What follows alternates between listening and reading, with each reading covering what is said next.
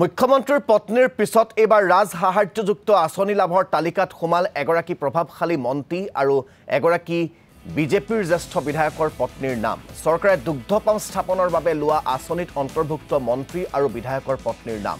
দুগ্ধ উৎপাদন প্ৰকল্পৰ বাবে আগবঢ়োৱা আঁচনিৰ 15জনীয়া হিতাধিকাৰীৰ তালিকাত 13 নম্বৰত উল্লেখ আছে মুখ্যমন্ত্ৰীৰ সোঁহাতস্বৰূপ কেবিনেট মন্ত্ৰীগৰাকীৰ পত্নীৰ নাম। কেবিনেট মন্ত্ৰীগৰাকীৰ পত্নীৰ নাম হৈছে নলবাৰীৰ জুলি ডেকা বৰুৱা। আনহাতে তালিকাৰ 15 নম্বৰত আছে এগৰাকী প্ৰাক্তন মন্ত্ৰী তথা বিজেপি বিধায়কৰ পত্নীৰ নাম।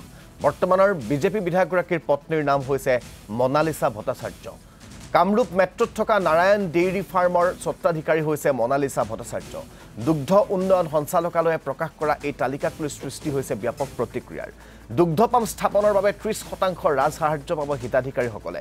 উল্লেখযোগ্য, ইয়াৰ পূৰ্বে কলিয়াবৰত উদ্যোগ স্থাপনৰ বাবে মুখ্যমন্ত্ৰীৰ পত্নীৰ নাম কেন্দ্ৰীয় চৰকাৰৰ এক ৰাজ সাহায্যযুক্ত আঁচনিত তালিকাভুক্ত হোৱাত ব্যাপক প্ৰতিক্ৰিয়াৰ সৃষ্টি হৈছিল।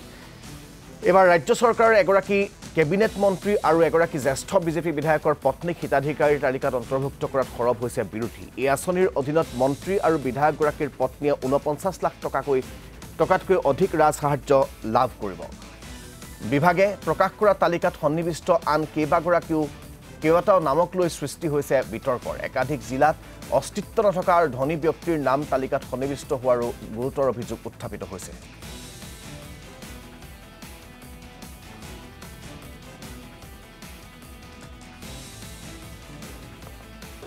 মই দেখিছোঁ মোৰ কথা হৈছে যে মোৰ পত্নী ভাৰতীয় নাগৰিক। তেওঁ এই যিটো দুগ্ধৰ ব্যৱসায়, এই ব্যৱসায়ৰ লগত আজি 15 বছৰতকৈ অধিক সময় তেখেত জড়িত হৈ আছে। সঁচা ক'বলৈ হ'লে আমাৰ যিখন ফাৰ্ম আছে, সেই ফাৰ্মখনলৈ ভেটেৰিনেৰী ডিপাৰ্টমেণ্টে যেতিয়া এনেকুৱা ধৰণৰ উদ্যোগীসকলক প্ৰশিক্ষণ দিব হয়, প্ৰশিক্ষণ দিবৰ কাৰণে তেখেতসকলে লৈ আহে। বিধায়কৰ পত্নী হ'ল বাবেই তেখেতৰ মৌলিক অধিকাৰটো নাইকিয়া হৈ গ'ল নেকি? এইটোতো নহয়, এইটোতো হ'ব নোৱাৰে। সাংবাদিক এজনৰ পত্নী এগৰাকীয়ে যদি কিবা অন্য এটা ব্যৱসায় কৰিব পাৰে, অন্যসকলৰ পত্নীয়ে হওক বা আত্মীয়ই যদি বেলেগ এটা ব্যৱসায় কৰে, বিধায়কসকলৰ লগত বিভেদ কিয়? মইতো তেখেতক বোলে নহয় মই বিধায়ক হোৱাৰ লগে লগে মই তেখেতক কিবা এটা কৰি দিছোঁ, সেইটোতো নহয়। তেখেতে আগৰ পৰা কৰি আছে, এতিয়াও কৰিব, ভৱিষ্যতেও কৰিব। তেখেত কোনো ছেকেণ্ড ক্লাছ চিটিজেন নহয়। তেখেত মোৰ তলৰ কোনো তেখেত কৰ্মীও নহয়।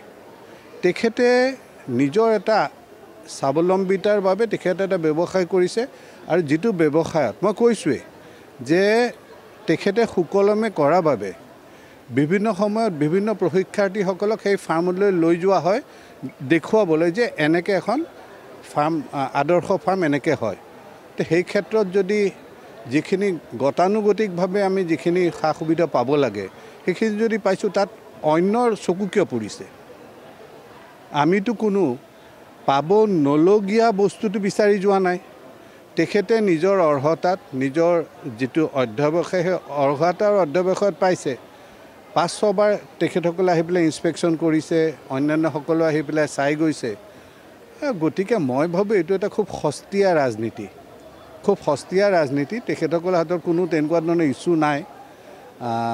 গতিকে মই এইবিলাকত বৰ নহয়। মানুহে কাম কৰিব লাগে, কাম কৰি খাব লাগে, চান্দা তুলি খাব নালাগে।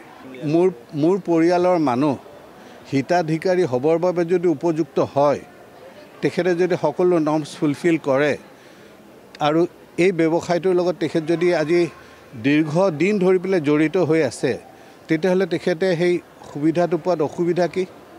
তেখেত কিয় বঞ্চিত হ'ব? আমি সকলোৰে বাবে সমান অধিকাৰৰ কথা কওঁ। সমান অধিকাৰটো কি বিধায়কৰ পত্নী হ'ল বুলিয়ে নাইকিয়া হৈ যাব নেকি?